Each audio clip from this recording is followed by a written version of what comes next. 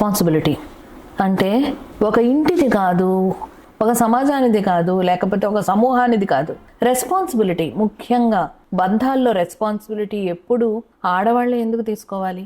ఏదన్నా మగవాళ్ళు తప్పు చేసినా, వాళ్ళు ఎవరితో తిరిగినా, లేదా ఏదైనా చేసినా, ఏదన్నా బిహేవియరల్ ఇష్యూస్ ఉన్నా కూడా ఎక్కువగా బయట పెట్టక, రేపు మారుతాడు, ఎల్లుండి మారుతాడు, లేకపోతే నువ్వు భరించు అంటారు. భరించువాడు భర్త అంటూ ఒక పక్క రాస్తూ, భరించే భారాన్ని మాత్రం మొత్తం కంప్లీట్గా ఆడవాళ్ళ భుజాల మీద వేసేస్తారు. ఇలా వేస్తున్నప్పుడు ఆ ఆడవాళ్ళు ఎంత లోన్లీనెస్ లేదా ఎంత ఒత్తిడి భరిస్తారో, దానివల్ల వాళ్ళ మెంటల్ హెల్త్ ఇష్యూస్ ఎంత దెబ్బతింటాయో ఎవరూ ఆలోచించరు. దీనివల్ల వాళ్ళు చేసే పెంపకం కానీ నెక్స్ట్ జనరేషన్ కూడా పాడవుతుందని గమనించుకోండి. ఎందుకంటే ఏదన్నా కూడా మాట్లాడితే ఆనెస్ట్గా ఉంటే మనకి మహా పోయేదేం లేదు.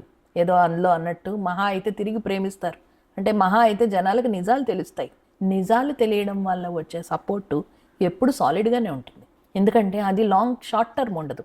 అందువల్ల అలా ఆలోచిస్తే కనుక చాలా విషయాలకి పరిష్కారాలు దొరుకుతాయి. ఎందుకంటే మొదట్లోనే అన్నీ నువ్వు కడుపులో పెట్టుకో, నువ్వు దాచుకో, నువ్వు ఎవ్వరికి చెప్పద్దు, నీ పక్క వాళ్ళకు కూడా తెలియదు అనడం వల్ల డొమెస్టిక్ వైలెన్స్ చాలా పెరుగుతుంది. ఒక్క భారతదేశంలోనే హింసను అనుభవిస్తున్న కేసులు కోకొల్లలుగా ఉన్నాయి. స్టాగరింగ్ ఫ్యాక్ట్స్ అంటారు. Staggering facts of domestic violence ఉన్నాయి. డొమెస్టిక్ వైలేటర్ ఎలా తయారవుతారు? మొదట ఇంట్లోనే తయారవుతాడు. ఎందుకంటే అమ్మ నాన్న విషయాలు ఏవి బయటకు చెప్పలేదు కాబట్టి నేను ఏం చేసినా చెల్లుతుంది అన్న విషయం. ఒకళ్ళు మొన్న ఎవరో అంటున్నారు ఏంటంటే, నేను ఇలా కొడితే పడేవాళ్ళు ఎప్పుడు దొరుకుతారు అనేసని. ఇలాంటి ధోరణి పిల్లల్లో మనకు వచ్చినప్పుడు డెఫినెట్గా వాళ్ళు డొమెస్టిక్ వైలేటర్గా మారే ప్రమాదం ఉంది. అర్థం చేసుకోండి ఫ్రెండ్స్.